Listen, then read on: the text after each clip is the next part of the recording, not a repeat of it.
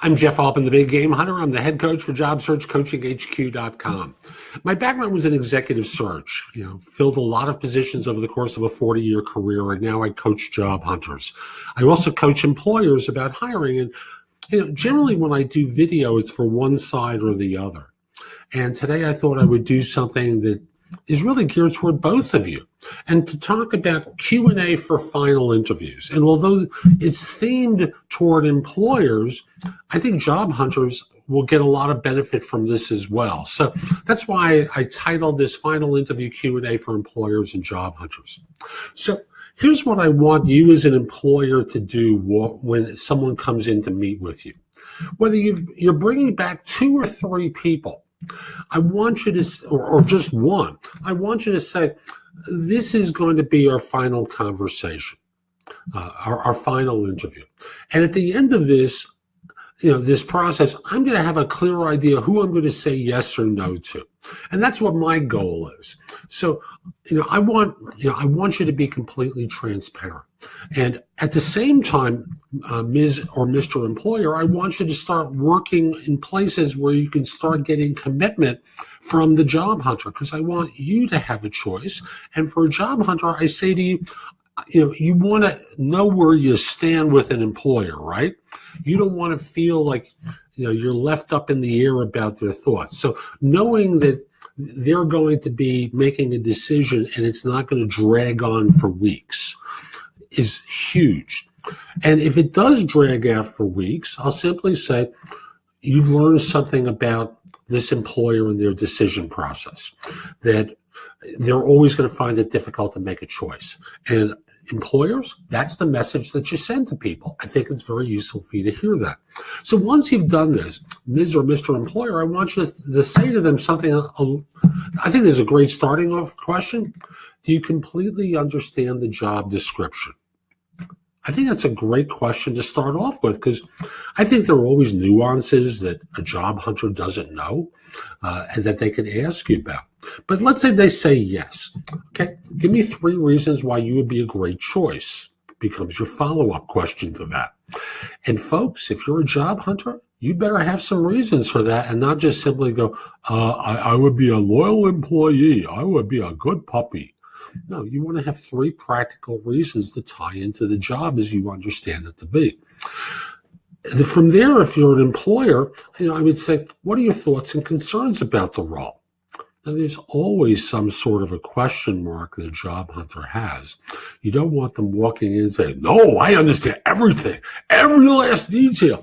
I really, that's not being a human being. That's BS. It's the kind of BS that job hunters have been trained to give. You want a real person there with whom you can have a conversation and trust. So we've started off with, do you understand the job description? Give me 3 reasons why you would be a great choice, and what are your thoughts and concerns? So here's a left field question I think is a good one. Tell me about 3 people you like and respect most, and what is it about these 3 people? Now, this is a character check because what you want to do is understand their values. So if they, a lot of people, for many reasons, including cultural reasons, will talk about their parents, their grandparents, and you respect that choice. Don't diminish it in any way. And then from there, listen to them. But what you're really listening to is the values that they place upon the choice, not who the person is. I want you to listen past who the person is to the values that are represented. And job hunters, that's a huge piece for you. Understand what your values are. So when you join an employer, it isn't just about the money. You want to demonstrate yourself as a human being with character. As an employer, you want to ask about a person's long-term goals. You want them to be forthright with you. If you've seen some of my other videos, one of the questions I picked up from Reid Hoffman is, okay, what do you want your next job to be? I think it's a great question to ask. So this involves long-term goals, and it's really the same question disguised in a different way. Because employers, they're not going to be there for the next 20 years, right? let's get real. You're not going to be there for the next 20 years. So why would you expect them to think in those terms? Employers don't allow people to do that for many reasons. So, I want you to ask, and job hunters be able to answer what your long-term goals are. A variation is, okay, so let's say I don't choose you or we don't get together on this job. What would you plan on doing next? What sort of choices would you make for yourself? What would you be looking for? And what you're looking for are people who might deviate from the role that you have outlined to them. And it's a little bit of a trick. So, for example, I'm going to pick an obvious black and white question. If you are interviewing for a sales position and their next choice of options would be for a non-sales role, you don't want to hire them, right? So you're looking for those offbeat type of choices that would cause them to signal to you that they're just doing this for the money. Employers, you want to lay out what your standards for their performance are, what your expectations are, because normally that isn't really addressed. I wish it was, but a lot of people don't address it. And finally, I think there's a question you should ask as an employer that as a job hunter you need to be prepared for. Do you want us to move forward? Why? I think those together as your final question will go a long way toward indicating whether or not this person is really interested in your role. I think a lot of people go to final interviews and they're really ambivalent. They want the offer, but they aren't completely sold on it. If you look at these questions, whether you're an employer or job hunter, what they're designed to do is find out more about a person and their values.